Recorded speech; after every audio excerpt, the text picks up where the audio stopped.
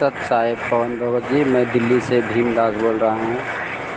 मैं आपसे ये पूछना चाहता हूँ कि इतने सारे सबूत हम लोगों के पास आपके पास मौजूद है, तो क्या हम लोग इधर से मैनेजमेंट के खिलाफ़ केस नहीं कर सकते हैं? ज्ञान आधार से जवाब दीजिए सत साहेब। सत्साई भगत जी, अपने पूज्य गुरुदेव जी के पास में गीता, वेद, कुरान, पुराण, बाइबल, गुरु ग्रंथ साहिब, 6 शास्त्र, 18 पुराण, कितने सबूत हैं कि परमात्मा कौन है। और ये जितने भी नकली संत महंत हैं ये दुनिया को भ्रमित कर रहे हैं, उनका जीवन नरक बना रहे हैं, ब्रह्मा विष्णु महेश देवी देवताओं की पूजा करवा रहे हैं। जबकि गुरु जी के पास तो सारे सबूत हैं कि ब्रह्मा विष्णु महेश देवी देवता परमात्मा नहीं है, इनकी भक्ति से मोक्ष नहीं हो सकता। और असली परमात्मा कौन है उसका भी सबूत है गुरु जी के पास। तो गुरु जी ने क्या कभी इन नकली संतों के ऊपर कोई मुकदमा किया या कभी कोर्ट में गए कि भाई ये लोग जो हैं मानव समाज का जीवन बर्बाद कर रहे हैं, लोगों से पैसा खा रहे हैं, वसूल रहे हैं, धर्म के नाम पे उल्टी साधना करवा रहे हैं? क्या कभी कोर्ट में गए गुरुजी? जबकि गुरुजी के पास तो सारे सबूत हैं। तो भगत जी, ठीक इसी प्रकार ये ज्ञान की लड़ाई है। ये लड़ाई केस और मुकदमों की नहीं है। ना तो आप और हमारी इतनी औकात है कि हम केस और मुकदमे लड़ सकें, ना हमारे पास में इतना कोई पैसा है कि हम लोग कोर्ट में जाके खड़े हो सकें।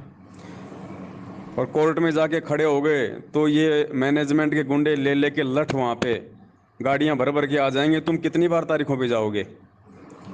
दूसरी बात, पीछे से हमारी आर्थिक स्थिति ऐसी नहीं है, हम लोग अगर धंधा नहीं करेंगे तो खाएंगे क्या? रोज़ाना कोर्टों के चक्कर काटते रहेंगे तो पीछे से बाल बच्चे क्या खाएंगे?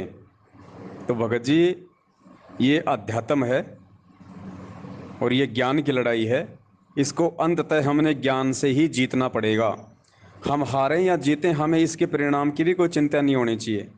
हमने ज्ञान आधार से आगे बढ़ते रहना है, लोगों को हकीकत बतानी है, सच्चाई बतानी है। जिसकी समझ में आएगी वो ज्ञान आधार से जुड़ जाएगा, वो जो गलत लोग हैं, जो गलत साधना है उसको छोड़ देगा, और जिसने मरना है वो मरता रहेगा। यहाँ कोई किसी का ठेका नहीं है भगत जी। बहुत सारी बातें हैं, दास इस पे भी वीडियो बना चुका है, आज से पहले भी बहुत सारे भक्तों ने ऐसे सवाल किए थे, और यही सवाल करते करते वो लोग एक दिन गुरुजी से दूर हो गए। क्योंकि भगत जी, हम किसका मुकदमा लड़ने जा रहे हैं, इस चीज़ को विचार करना चाहिए। क्या हमारे मुकदमा लड़ने से गुरुजी बाहर आएंगे? अगर आज हम भक्तों के मुकदमा लड़ने से गुरुजी को जमानत मिल गई तो दुनिया गुरुजी को परमात्मा कहाँ मानेगी?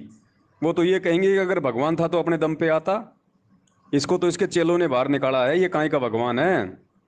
जैसे आज आप और हम ज्ञान होने के बाद रामचंद्र जी के विषय में कह रहे हैं कि रामचंद्र जी की पत्नी को रावण उठा ले गया था, अपनी पत्नी को छुड़वाने के लिए उसने करोड़ों लोग मरवा दिए, काहे का भगवान था? भगवान था तो अपनी पत्नी को अपने हिसाब से लेके आता। दुनिया क्यों मरवाई? वो कौन सा धर्म युद्ध था, कौन सा सीमाओं का युद्ध था?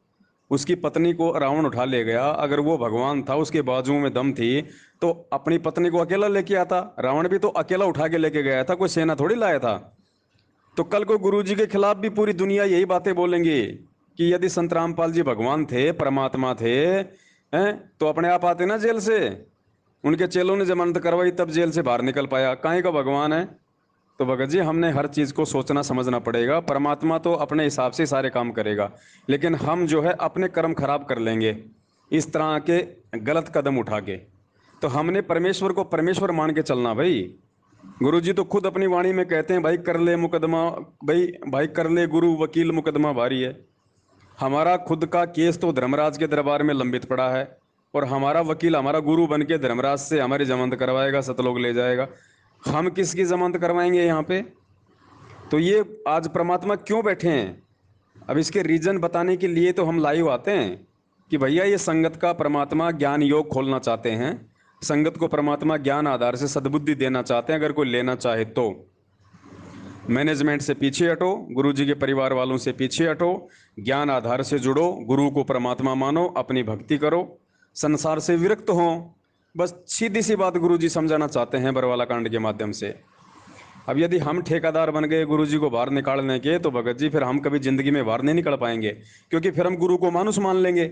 ऐसी हरकत करने वाला आदमी फिर गुरु जी को मानुस समझेगा, और फिर कहते हैं गुरु मानुस कर जानते वो नर कहीं अंध होवे, दुखी संसार में फिर आ गए यम के फंद। तो हम उलझते ही चले जाएंगे।